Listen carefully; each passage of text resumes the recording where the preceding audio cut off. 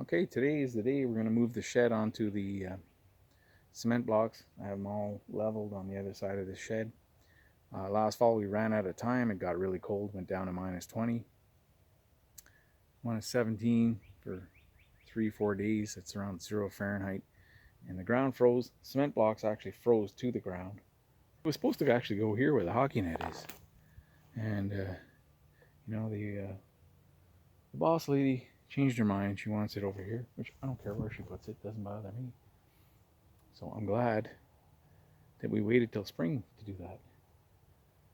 So I'm going to put the ladder. I got my little green ladder here.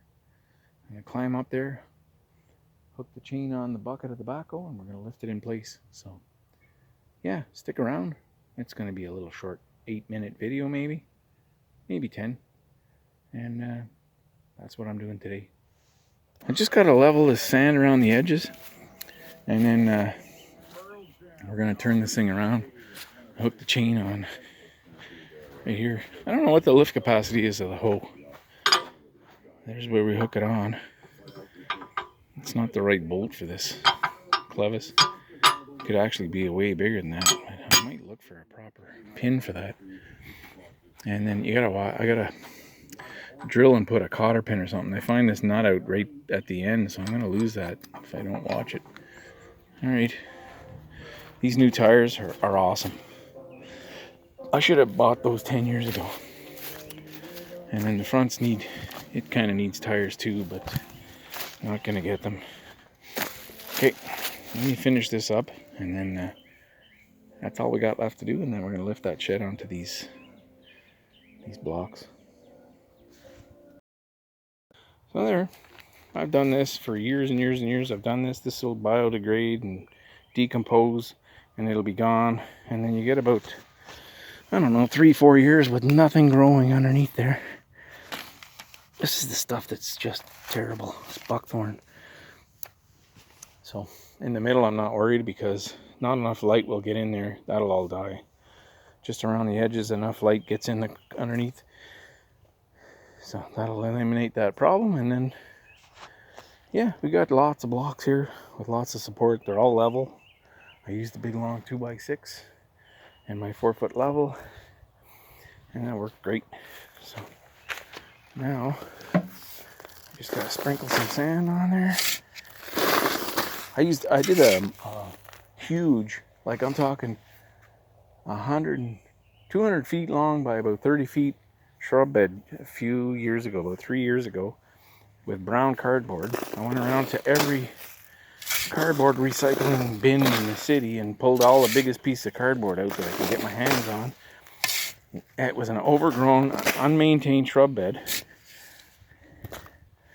and I spread about 7 cubic yards of mulch wood chips from dead ash trees, which that's what we were doing that year, cleaning up dead ash trees.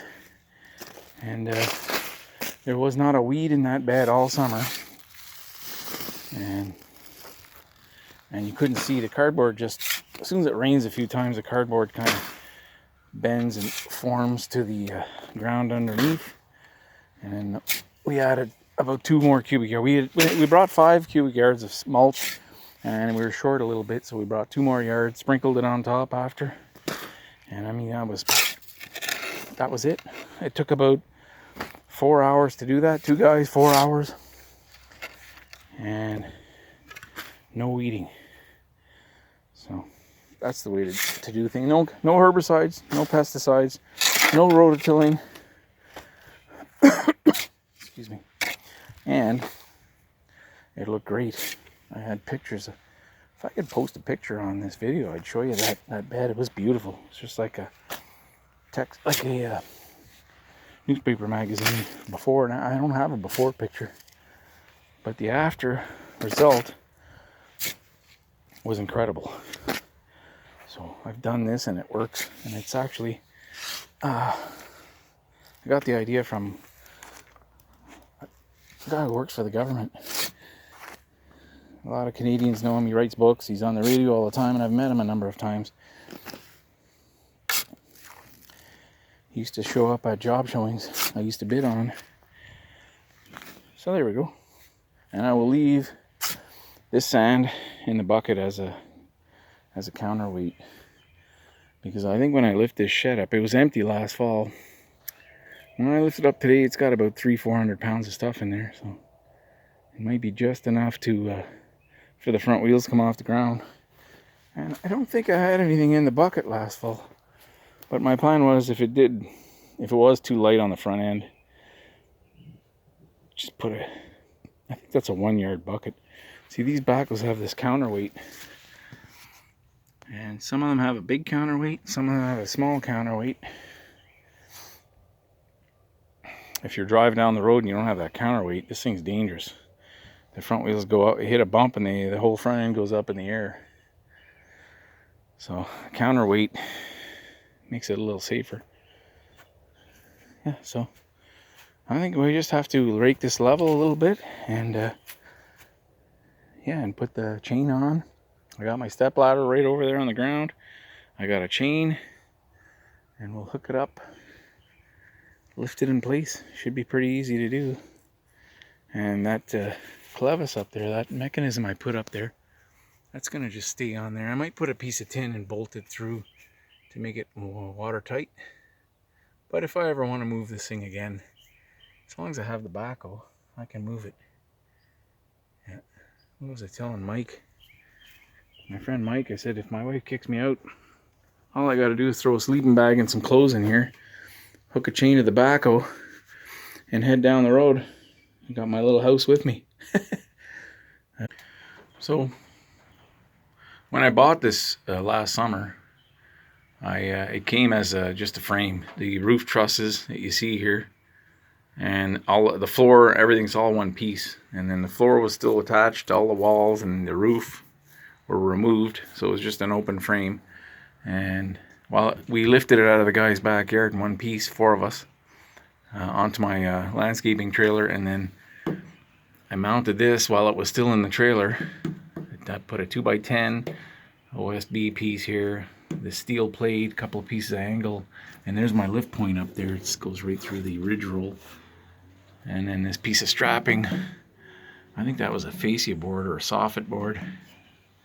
And then yeah, the chain just attaches to this little piece of flat bar welded on there. Drilled out a hole, and there's a 5/16 bolt right through that. So it seemed to be plenty strong enough to lift it up. So there we go. I don't even use the stabilizers.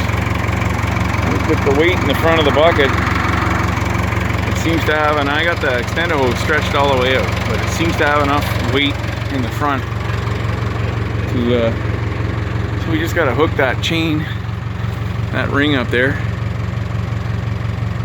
and then lift it. I got to spin it around with the door facing this direction. Okay. This ladder's not quite long enough, but we'll make it do.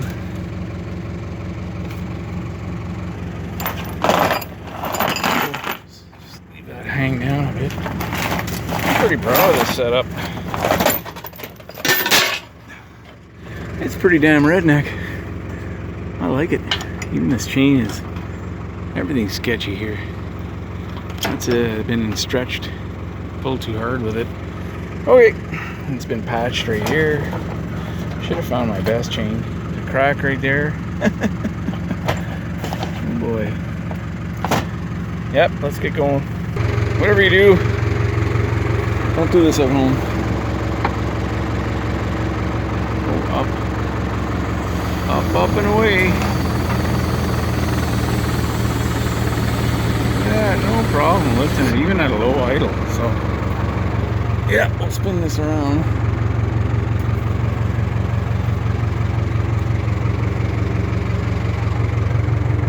There we go. All right. Now, kind of need someone to help me now, but of course, I'm all alone. The chain is twisted, so it's swinging back. Okay, we'll get it over close to where it goes, and then yeah, well, this is working a little bit.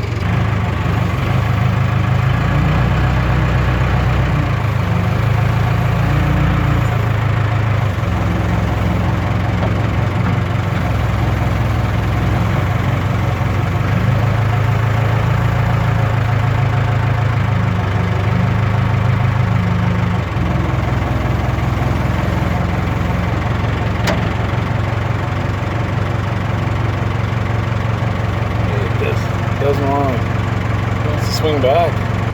Okay. There we go. Can't get easier than this.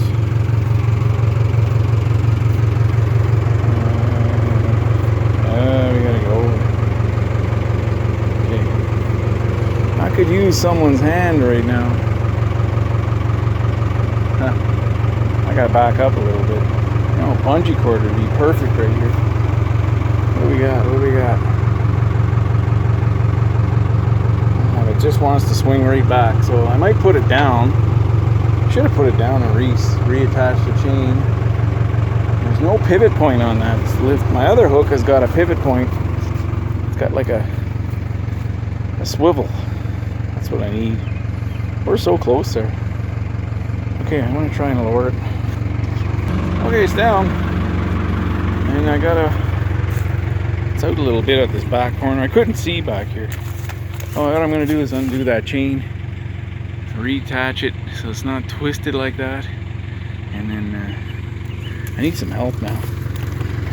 I'm gonna back up a little, pull the extender hoe in a little, and then it'll give me room. I can move it back, forth, left or right with these pedals. So, yeah, let's do it. Let's go. All right.